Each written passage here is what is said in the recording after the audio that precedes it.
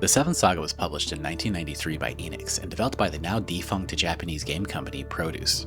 You might know them from such classics as Aldeni's The Mission Code for Rage Crisis, Dual Heroes, or Paka Paka Passion. I swear those are totally real games, but they also made Brainlord, which is super underrated, and you should absolutely check that out. In Japan, the 7th Saga was known as Elnard, and debuted to mixed reception with first week sales reported to barely cover 5,000. Now for those of us not really familiar with what good looked like in 1993, Final Fantasy IV sold 200,000 copies in Japan on its first day just 2 years prior. Saying Elnard didn't do well would be an understatement. Yet, in September of 93, with a rising demand in the West for RPGs, Elnard set sail across the Pacific with a new box, a new name, and by the mysterious alchemy of localization, a notoriously more difficult experience. From there, the 7th Saga built a reputation as one of the hardest RPGs on the Super Nintendo. You either loved it, hated it, or like some of us, carried emotional baggage of never finishing it deep into your adult life. So in this ironic twist of fate, while I have survived life grinding me down for 30 years, my original cart has not. So I'm going to be playing the North American release on emulator. You can absolutely shame me in the comments. The 7th Saga has to have one of the most incredible pitches I have ever heard. Look at this box. Like, here, come closer. Excitement, shock, disbelief, confusion, and complete enjoyment. Shut up and take my money! Even Nintendo Power was selling a dream. No two players are likely to experience the 7th Saga in quite the same way. Honestly, that is one hell of a promise. You are choosing one of 7 different apprentices, each with their own style, personality, and abilities. You have Camille, a traditional heroic knight, Ulven, the old dwarven warrior, Lux, a freaking robot, like seriously name one other game you can play a robot, the priest Valsu, Wilmy an alien, and Legest, who I'm pretty sure models for Iron Maiden on the side. There's also Asuna, showing off some of that elfin ankle. This is marketing at its finest. All 7 of the apprentices look great and they feel unique. And once you choose your character, King Lemely doesn't just say, off you go. I mean, he sort of does, but he's not just going to send you, he's going to send all of the apprentices into the world to find these lost runes. So you have 7 heroes, 7 runes, rival adventure, branching experiences, alliances, betrayals, replayability. On paper, this is incredible. It makes the world sound active and alive, and it gives the adventure a sense of competition. And for 1993, this is a really huge idea. This is the version of the 7th Saga that exists in the manual and kinda in your imagination, because this is the pitch. And it's infuriating because it is a really good pitch. At first glance, the 7th Saga looks and feels like any other retro JRPG, which is to say it's basically inspired by Dragon Quest. Now, defining what is a JRPG is a pretty monumental task, and I am pretty lazy. So I will be using the I know it when I see it threshold. If this was good enough for the Supreme Court in 1964, it is good enough for me here. So like many JRPGs of the era, there's a king, there's a town, there's a quest, there's a world, there's a monster, there's you, and you're dead. In my playthrough of the 7th Saga, I was killed 3 steps outside of the first town. I know I made questionable decisions, but this is in alignment with what you should expect throughout your stay in Taikondera, if there was only some kind of warning. But wait, we have this magic crystal King Lemely gave us. There is a radar that shows nearby towns, runes, and enemies, and at first, it feels like a generous quality of life feature. You have a proto-mini-map, and you can use it to evade encounters. And this will work, sometimes. If you have a large open area, you can effectively learn to juke monsters and circle around them, leaving a trail of horribleness chasing you as you haul ass to the next town. But sadly, more often than not, you just lack the maneuverability needed and it becomes more of a violence forecaster than anything else. In a cave with narrow passages, you might as well just ignore it, because you are going to fight. And with an absurdly high encounter rate, combat's going to be a common occurrence.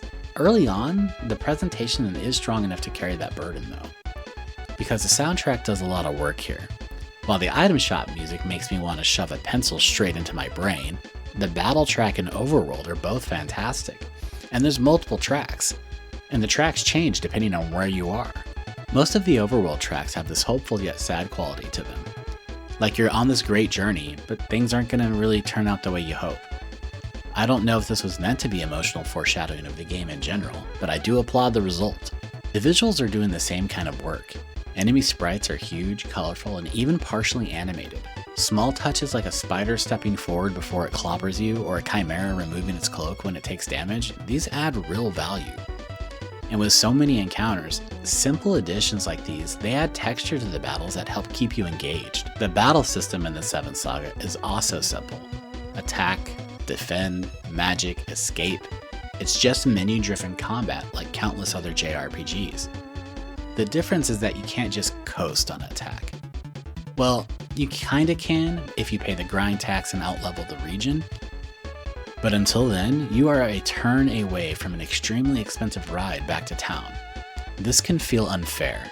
It can be infuriating to drop from 100% to dead over the course of a single turn, but monsters share your fate here, and you can send them back to the Dark World just as fast. Because in this game, everyone is dangerous and everyone is fragile. This is what raises the stakes of random encounters. They become quick, brutal fights with actual consequences. I like this system. It encourages you to be involved and learn what the game expects of you, like learning to defend before you attack. The manual will tell you this. This guy in the castle, this one right here, he's going to tell you this. GameFAQs is going to tell you this. Reddit is going to tell you this. How did it take me 30 years to learn this? Defend is not the skip my turn action, it's the increase my next attack by a significant amount action. It's this one mechanic that's going to add emphasis to simplicity. It adds an illusion of active combat by letting a basic menu command feel almost like a counterattack or riposte instead. And this is way more interesting with a companion. One character can defend while the other buffs, heals, or sets up the next turn. A defending character who also has the power buff on can hit incredibly hard, and if that attack crits, it can be a one-shot. Enemies also take their turn directly after the character they are targeting. Since you can choose which party member acts first each round, you can actually use this to read fights. So if I have Lux and Valsu, I can send Lux first and have him defend. If the enemies attack afterward, great, enjoy hitting the steel wall, you loser. And if nobody attacks Lux, I have learned something valuable. Valsu is about to have a really bad day, but I can now redefine my options. Maybe he defends, maybe he heals, maybe he uses an item. Maybe if Lux did absorb the attacks, Valsu can cast ice. Or more than likely, Valsu is going to use the all-powerful support magic. In a lot of RPGs, support magic is a novelty at best and a disappointment at worst. You can cast Protect, and damage will go from 38 to 35. Thank you, Master Wizard, truly the gods tremble before an 8% coupon. But in the 7th Saga, buffs do matter. Defense matters, power matters, healing matters. These spells are not decorative. They are often better than direct attack magic because they increase your stats. Stats and levels matter so much in this game that raising them even temporarily feels like you're basically borrowing a pile of levels for that encounter. This makes support magic feel useful, but it also keeps it simple. And this is where the 7th Saga is at its best.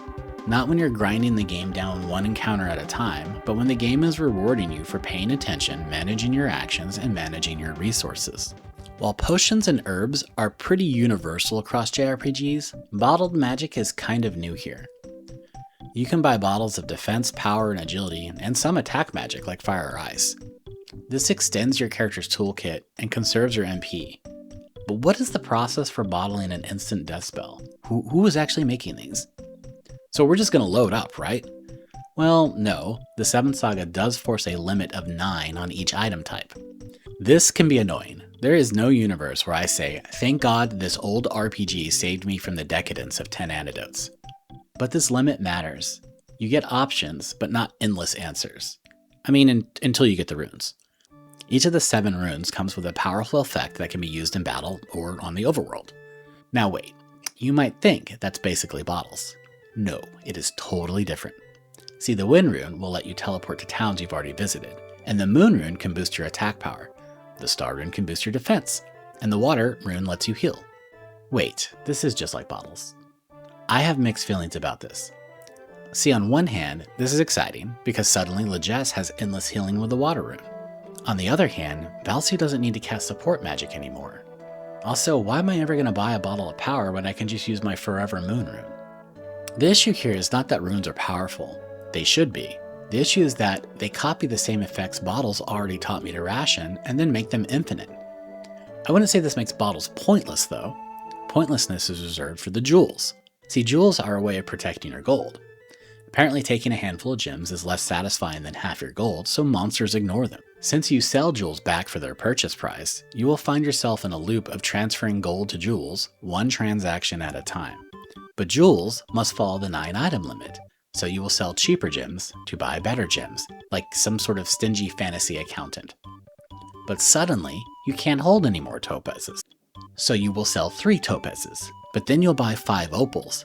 And then you remember you need to stay at the inn, and you have no more gold, so you're going to sell a ruby. But that's too much gold, so you buy another topaz. And congratulations, you and Olvin can live out the rest of your life playing Treasury Management Simulator 7th Saga Edition.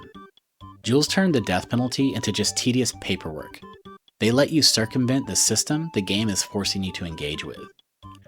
I guess I can grudgingly accept this, because these aren't really the defining features of the game. That's the apprentice system. Now, the apprentice system does have an impact. It's just smaller than implied in one area, while kind of unknown in another. For example, if you're playing as Olvin, you can get a key in the town of Bone that allows you to enter the Grime Tower. This is just a small mini-dungeon with some decent items, and at the end there's a teleport to the North Tower. This allows Olvin to basically traverse a huge section of the map entirely. But it ends up being almost a cruel joke to jump ahead because you're just not going to be prepared for these enemies. They're going to absolutely murder you. At another point, you're going to be asked to pay 7,000 gold for a ticket to ride an airship to cross the ocean. Legess and Wilmy are outright refused and are going to have to sneak on the ship and stow away. Asuna, she gets to ride for free. Everyone else pays the fee. Apprentices can also be your enemies. These can be some of the more brutal encounters, and dying can lead to your runes being stolen, which is also going to be pretty much a reload of your last save. Like in Patrof, you're going to find someone has attacked the town, killed the guards, murdered the king, and stolen the star rune. It's another apprentice, and it's chosen randomly, and that's pretty cool.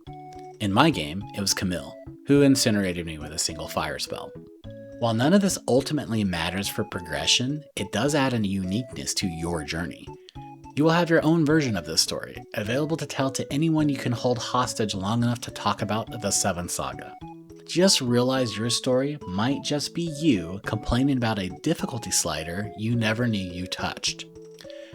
When selecting your apprentice, physical attackers like Lux and Wilmy are the undisputed champions of the game. They don't really get equipment, and they have insane stat growth. But when you use an item or spell to raise one of their physical stats, it doubles. Now this is crazy when you realize they are already compensated for not having gear. So not only are they just physical powerhouses, they are so cheap, like cheap. You can focus on grinding experience and not gold. Now Valsu and Asuna are also solid choices. They both get healing, they both get stat buffs. Olvin's not bad. He's strong, defensive, he also has healing and stat buffs. Then there is Legess and Camille. Now Legess has every attack spell in the game, but he has a magic stat that's underwhelming. He does have great agility and power, so he's this strange spellcaster who kinda just swings a sword.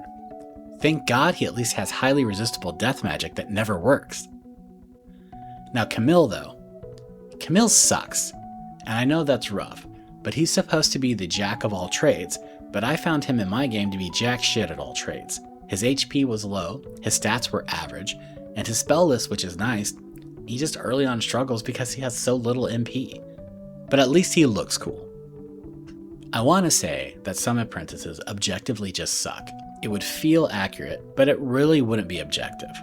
So instead I will say, your choice of apprentice directly impacts the difficulty of the game. It just happens to be a massive problem that you're not going to know about until hours already into the game. Now you can reasonably object that the difficulty changes, abilities, and minor story alterations are not enough to meet Nintendo Power's original wild promise that no two players are likely to have the same experience. And I would say you're right, but I would also argue that it shows promise. I really love these ideas, I just wish there were more of them and they were better fleshed out. And that is the long middle of the 7th Saga, and also when it does feel the best. It's hard, a little unfair, but you can overcome the challenges. You can recruit a new companion, you can track down a new rune, You can buy consumables, maybe grind for an hour or two tops. This is where the game works, and if you like JRPGs, this is where all the fun is. But if you hope the 7th Saga would continue with this hard but rewarding system all the way to the end credits, I can just answer simply, no. The end game, in one word, is grind. You will grind XP, you will grind gold, you will grind for hours. Until now, my experience with the 7th Saga was mostly new region, grind a little, keep on trucking. But when you finally see the finish line, the game's going to say, no, grind right here, right now, 8 to 12 hours. 15% of my playtime with Valsu was grinding at the very end. And you need gold, lots of it. Everything is absurdly expensive. You'll need tens of thousands of golds just to outfit someone like Valsu. If you were using bigger spenders like Olvin or Camille, you might be looking at hundreds of thousands of gold. It is so initially ludicrous that I laughed until I realized how much my life was about to suck. And what reward will you receive for your hard spent time? Well, it's reused textures, you lose your runes, and some really weak layouts for the remaining dungeons. In fairness, there is a new battle track, and it is great. It is exciting the first time you hear it, but when you scroll through your item list to use your runes, nope, they were taken away. You can no longer freely travel with the wind rune. If you were relying on the runes for power, defense, or healing, say your farewells. Those tools the game spent hours teaching you to value, they are gone. Now let me be clear, taking away things is not inherently bad. It can be done well if the goal is to remind the player of the value they provided, or even better, to show you that you have outgrown them. But here, it's stacked on top of the grinding, the gold cost, the time investment. It's kind of like being taxed twice just to finish the game. And honestly, it sucks. But at this point, you're going to pay the tax because you are invested. Wouldn't it be such a waste to throw away the last 30 or 40 hours? So you grind. And what do you get? Another fight, another version of Gorsaya, and then we top it off with a 30-second ending. No real fanfare, no chance to see how the other apprentices turned out. In fact, I just left Lux thousands of years in the past after he helped me save the world and the game has nothing to say about it. Later, nerd. In the end, the 7th Saga asked you to be patient. It asked you to put in the effort, it asked you to survive. And then it basically could care less if you did. And, well, that is the 7th Saga. Now, I have praised this game and I've criticized it. I've contradicted myself several times, and I may sound a little wishy-washy more than once. But honestly, that's pretty appropriate for this game. Multiple heroes, rival adventures, betrayals, replayability. These are ideas that show up in games that people love. Suikoden, Saga Frontier. But these games more consistently deliver on the promise. The 7th Saga struggles with some of its own ambition and then kind of lacks the craft to support it. Now don't get me wrong, it is a decent JRPG. It just really overstays its welcome. If you're looking for a retro RPG, there are others I would recommend you try first. I don't think I could recommend this game to someone who wasn't already deeply curious or really in love with JRPGs. And that does make it hard to explain why I care about this game after 30 years. For years, I had wanted to finish the 7th Saga, and now I have. Twice. I don't think it's some hidden gem, and it's definitely not a misunderstood masterpiece. It doesn't always work, and by the end, it is kind of hurling you and itself down a flight of stairs. But I did have fun with it. It's rough, it's unfair, not everyone should play this. But flawed games can be rewarding if you meet them halfway. Personally, I got to grow up, get my revenge on a virtual bully, and then delude myself into believing its personal growth. But what about you? Did you ever beat the 7th Saga? Did you return to it? After everything I have said, would you play it? Now, if you made it this far, I really appreciate it. If you've enjoyed listening to me recover from the emotional damage caused by a 30-year-old artifact, maybe give it a like and subscribe. But thank you for watching.